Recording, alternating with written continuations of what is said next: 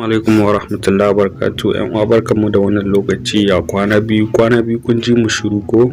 To wallahi yanayin ayyuka ne sai a hankali.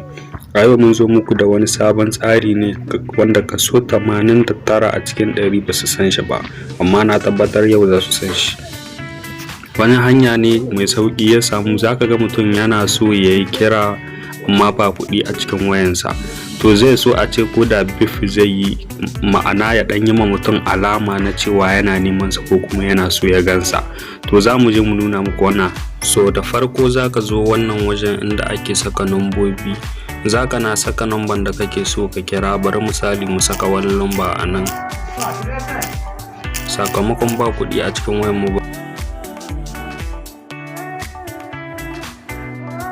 ya ce muna ba kuɗi a cikin wayan mu. To idan muna so mu kira ko ba kuɗi a cikin waya, shine za mu saka étoile 36 star 36 sai ka saka number da kake so ka kira.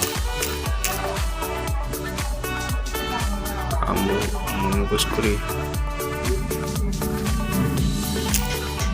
To muna saka number sai mu aika kira.